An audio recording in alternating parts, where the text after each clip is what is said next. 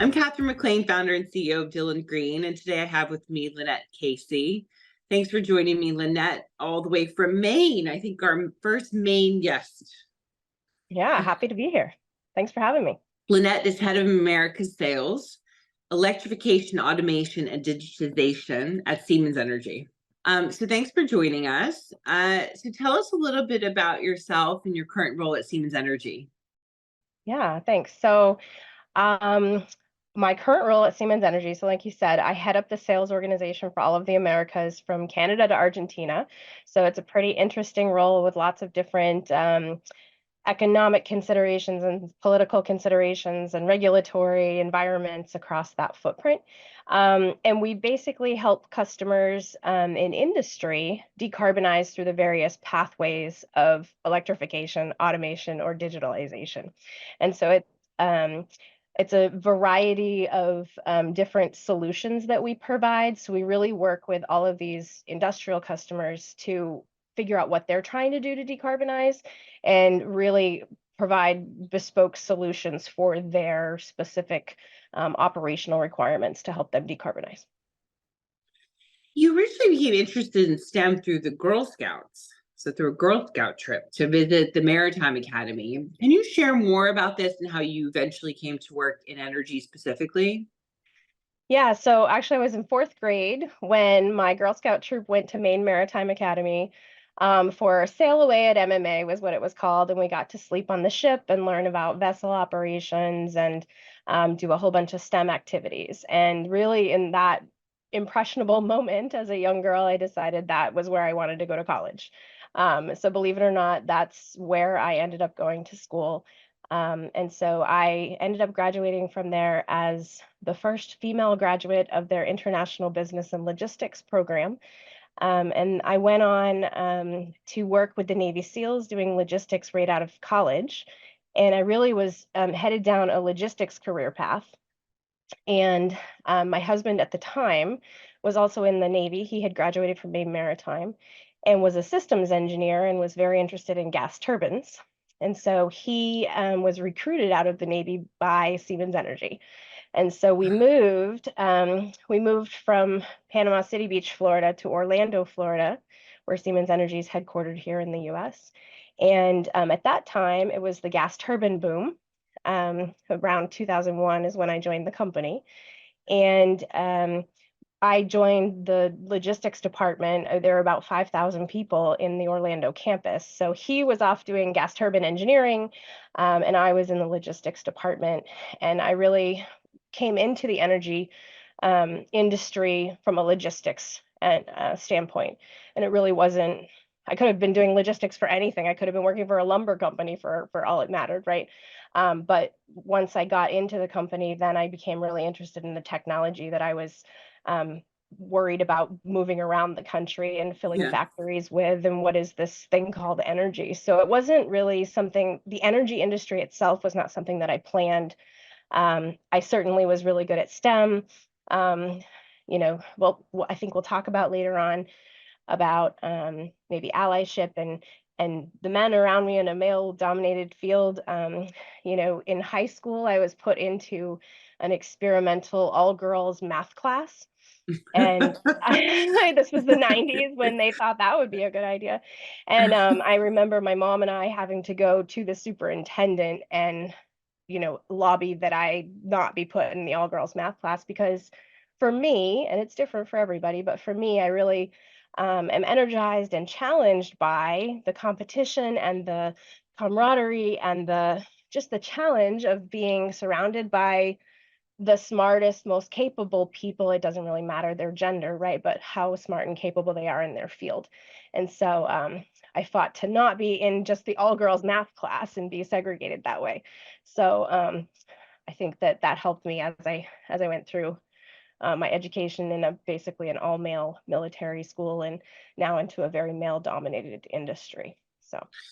Gosh, I think that has to take the cake for like one of the most interesting stories of how you got into the industry. I really love that journey. That's like crazy. So then how do you wind up back in Maine? So you're in Florida, then Maine. I mean, you're just yeah.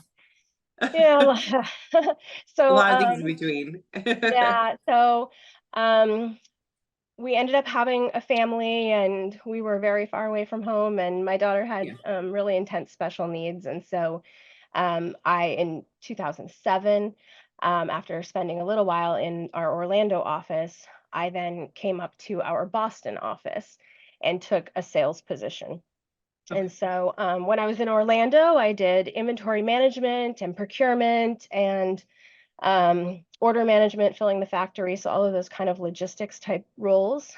And then when I came out to the field in a field office, then I was working directly with customers, primarily in our gas turbine, with our gas turbine customers with operational fleets and making sure that they had the parts and pieces and people and everything for preventative maintenance for their units.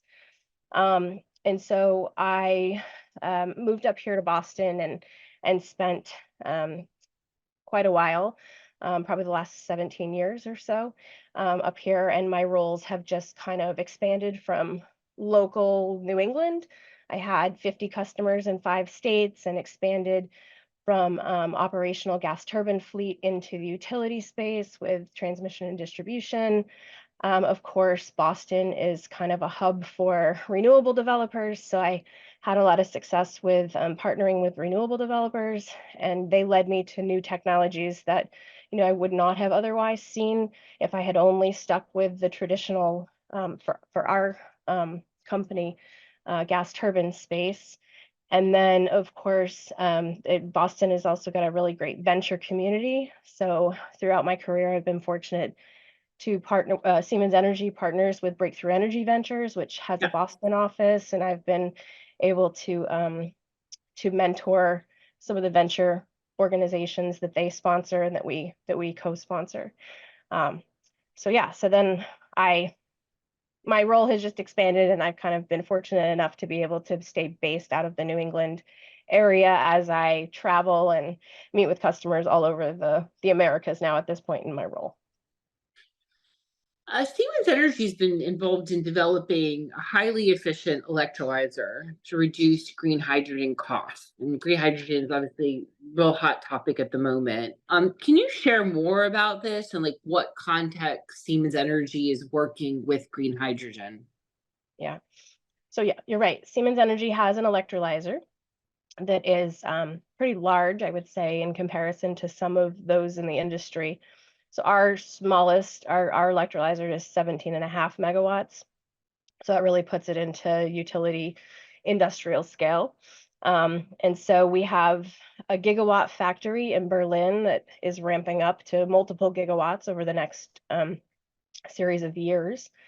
And we have a lot of traction throughout the world. So we've partnered with Porsche and others.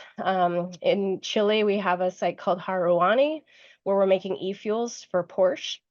That was probably one of our first sites in 2021. And now from there in Europe, we have some really cool other much larger things. So we've partnered with Air Liquide, and there's a site in France, which is a 200 megawatt site, which I believe is the largest site right now, which will take, I think, 200,000 tons per year of CO2 emissions off of our world and our environment. Funds. Yeah. Ørsted, we've got liquid wind, and that's a 50 megawatt site doing converting for e-methanol, so e-fuels. So there's a lot of stuff going on company-wide and worldwide. Here in the US, we're excited, as everyone else is, to see how the hydrogen economy evolves.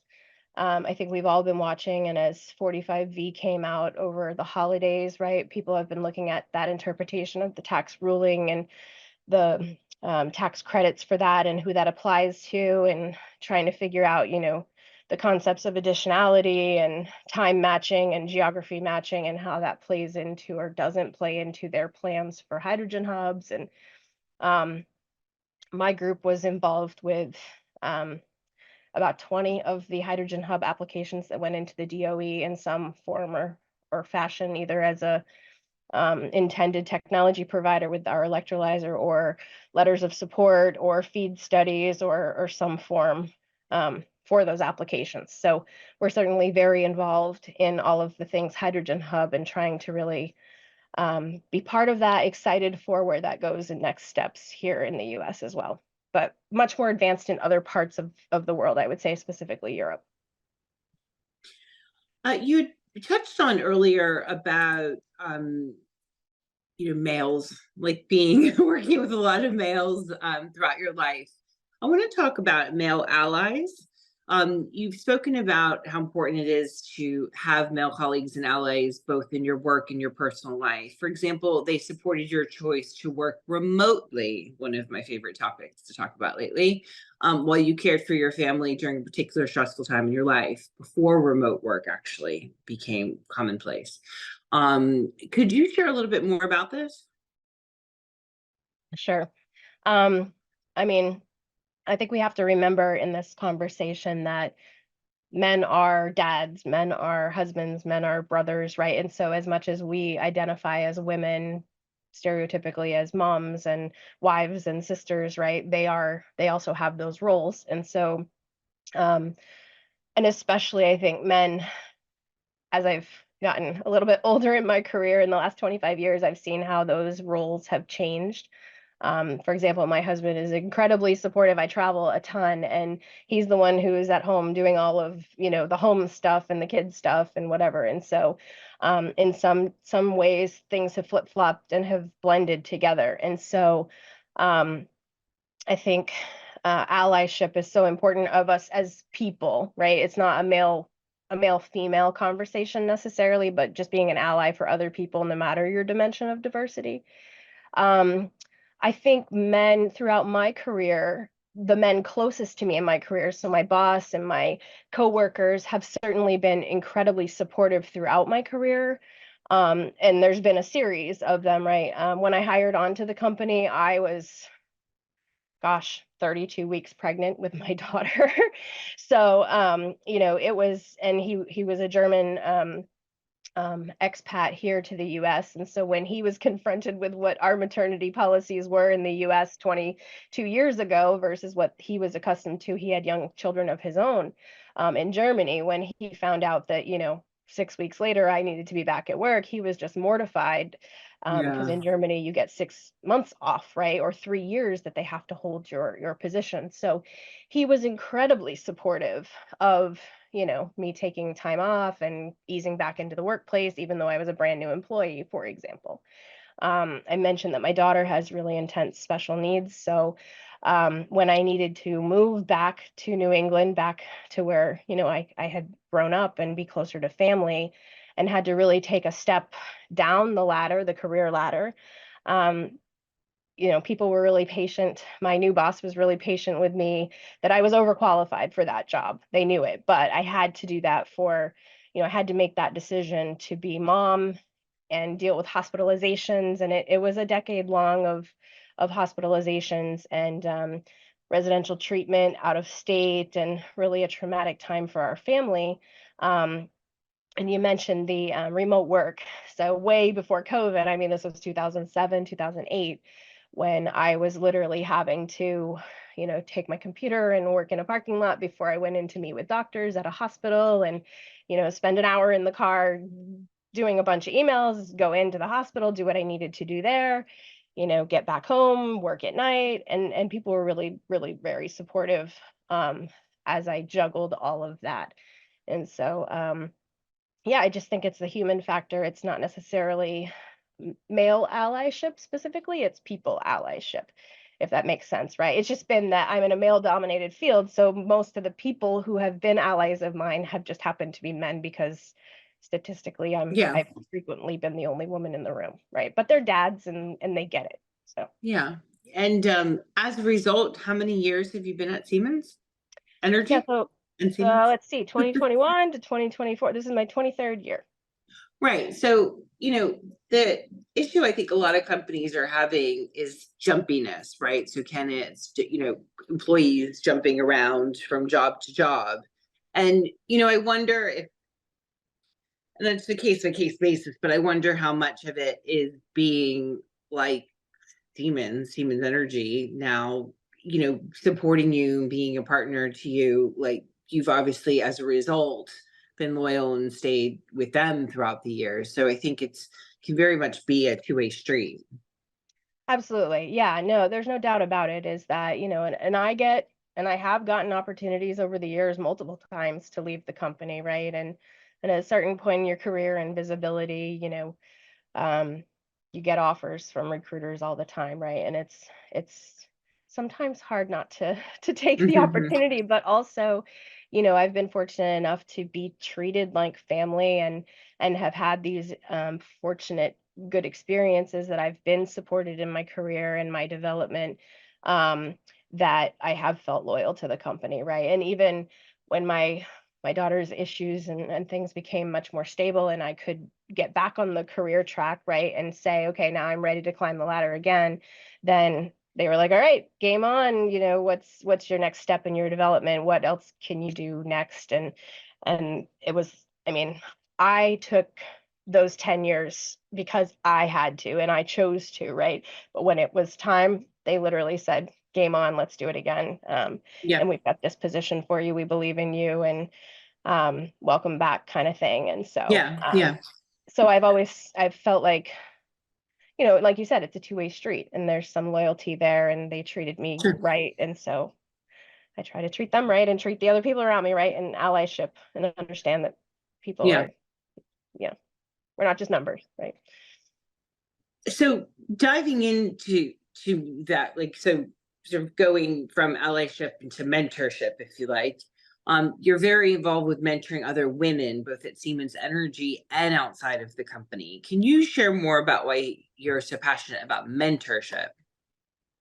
Yeah, so I think we have a little bit of a responsibility as we're trying to cultivate a pipeline of young people. I specifically have an affinity towards women because I feel like some of the opportunities are maybe more available to men in our male-dominated field, and sometimes the women are, statistically there are far fewer women. So sometimes when we have like these developmental rotational programs, if they bring in 6 students out of college, Yeah. maybe one of them will be a woman. And so they don't necessarily have the mentorship opportunities. So I try to reach out to those women that are one of 6, coming through a rotational program, and make sure that they feel supported by another woman in the industry. I do a lot of mentorship actually in a lot of different circles. Maine Maritime Academy, I still stay close to that as an alumni.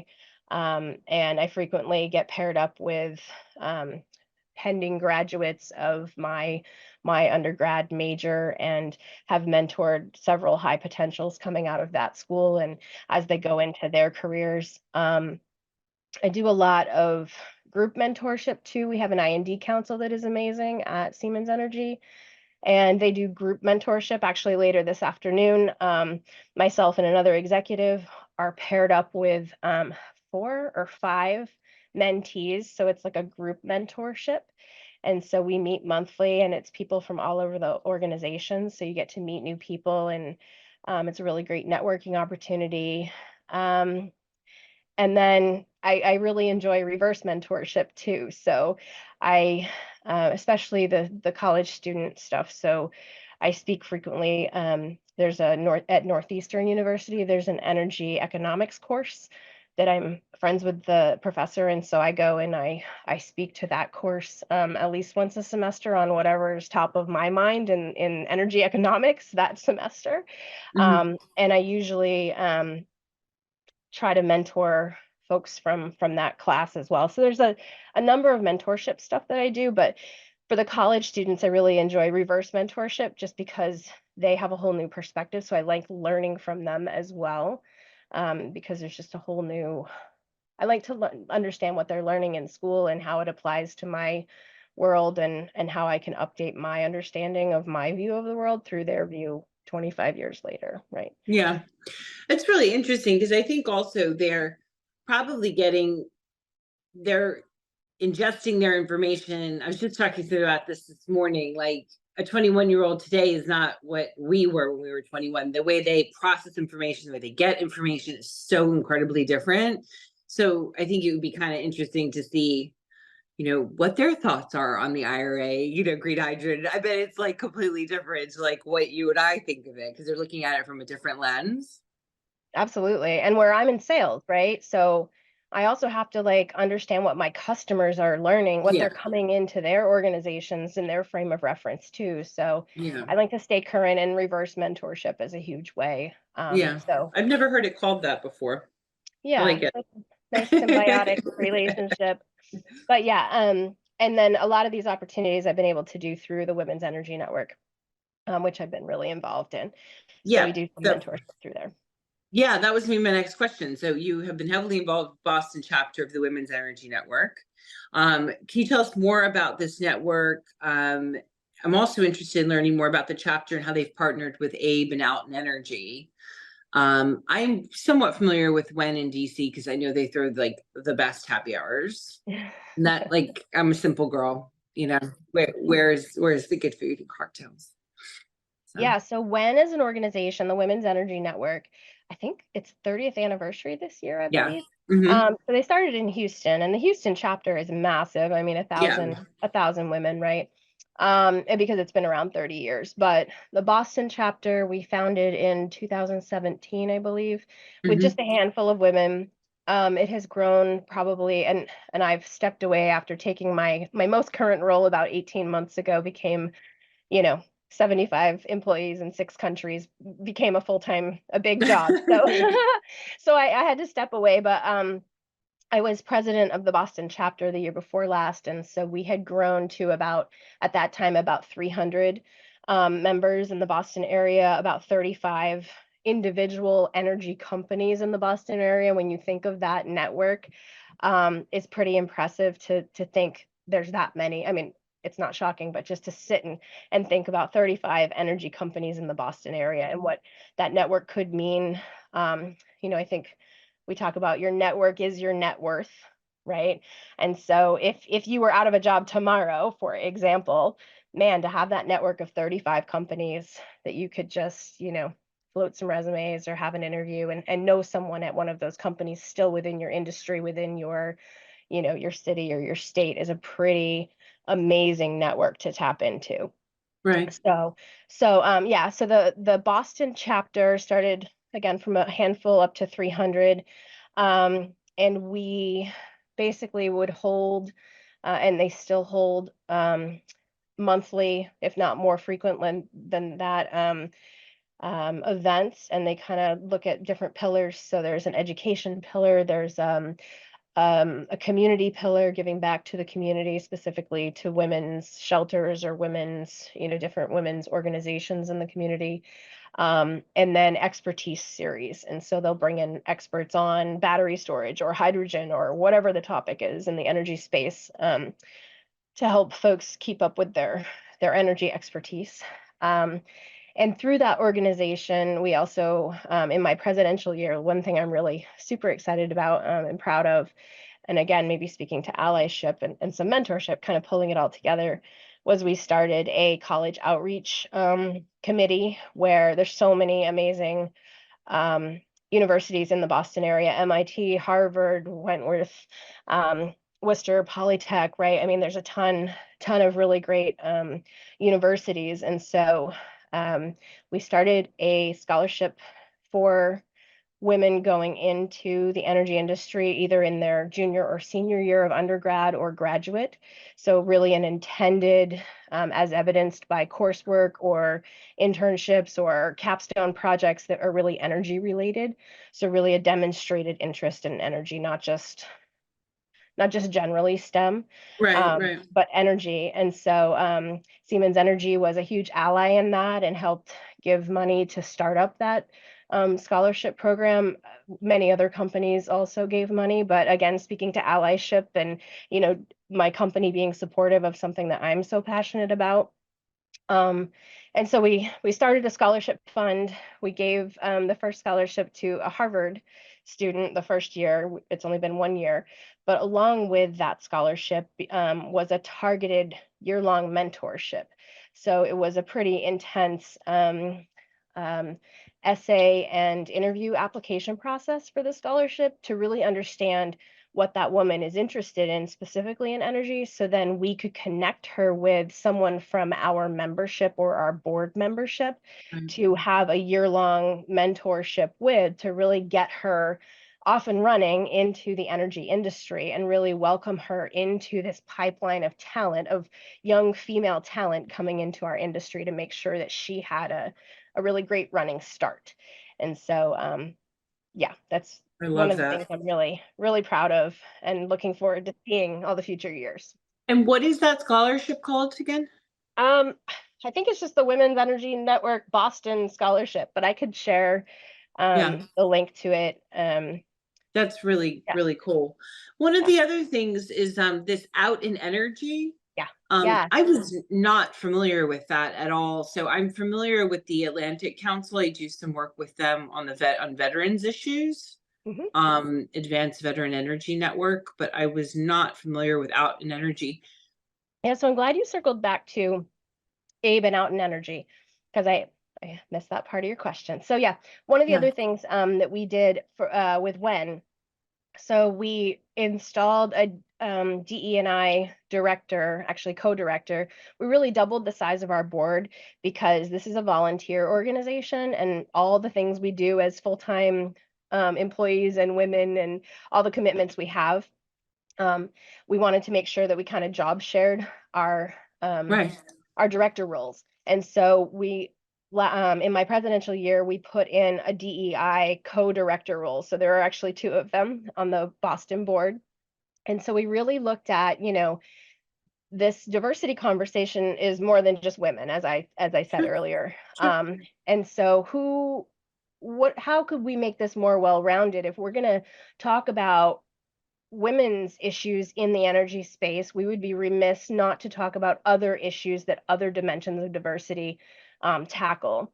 And so um, we started, and really the credit all goes to the DEI co-directors. They started a series of table talks. And so we partnered with Abe and Out in Energy to host a series of table talks. And it really led to a beautiful, well-rounded conversation where we could come at it from a women's issue perspective, an LGBTQIA perspective, and a race perspective. And so we at least had more dimensions of diversity. Right. Not all of them. It's not totally inclusive. I'm sure there Sure. are more groups we didn't have in there, right?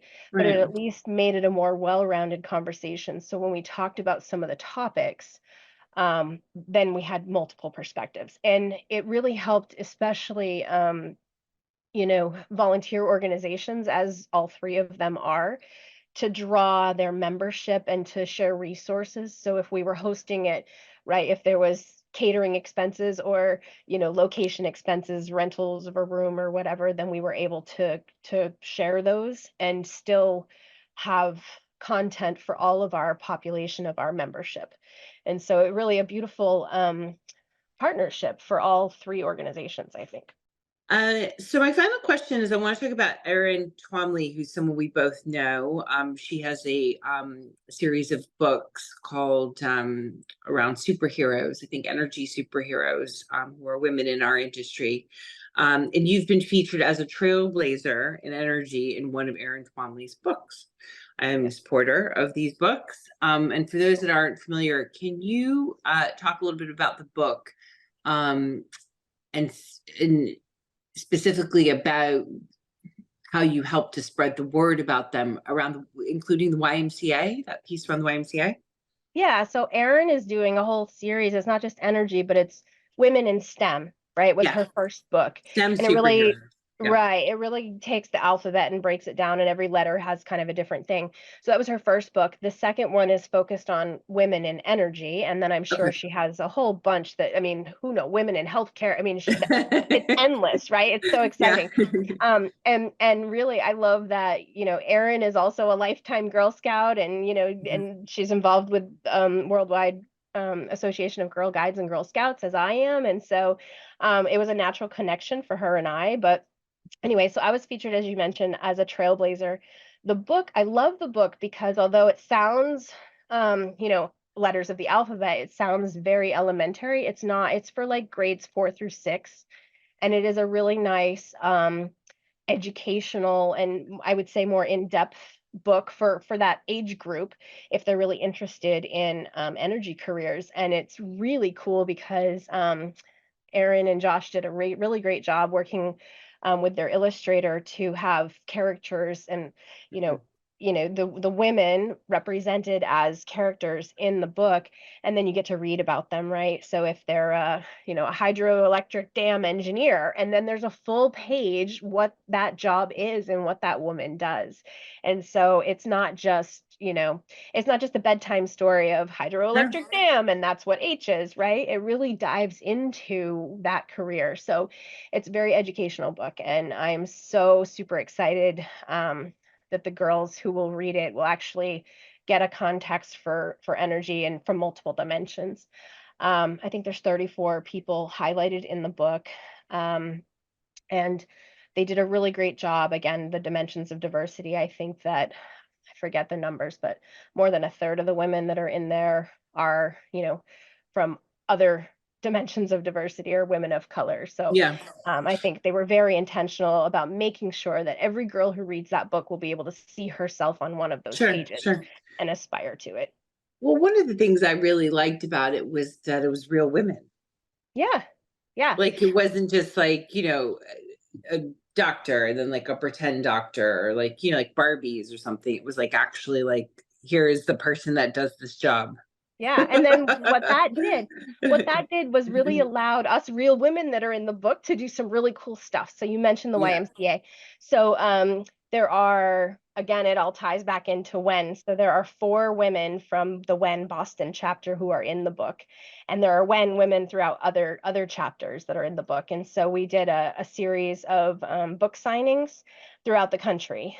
And so what we did in Boston was we took the 4 of us went to the Chinatown YMCA in Boston and met with the after school kids there and did a whole science project day with wind turbines out in the gym area, while we also did a book signing and reading of the book. And we got to read our own page to the kids in the room and Oh, answer their questions about our jobs. And the kids were so excited that they actually got to take one of these books home, and we signed the yeah. page, and like just so much excitement. And this area of Boston is primarily a very immigrant community, primarily blue collar community. And so the kids really lit up like, oh, I get to take a book home with me today. They were so excited. And I also am from Northern Maine, right? And so I took the book home, several copies of the book to my hometown library. And the girl at the library was like, "Oh my gosh, will you sign it? I didn't know I went to high school where a celebrity went to high school." And I'm like, Oh, "Well, hang on, I'm not actually a celebrity. I'm just in this book." So, but it's yeah. just so you're right, like us being actual real people, Yeah. in the book has led to a lot of really cool actual like interpersonal engagements to amplify and bring in that further pipeline of women coming into the energy space. Yeah. Well, thank you so much for talking with us today and all that you're doing in our industry. Yeah, thank you for having me. This is a lot of fun.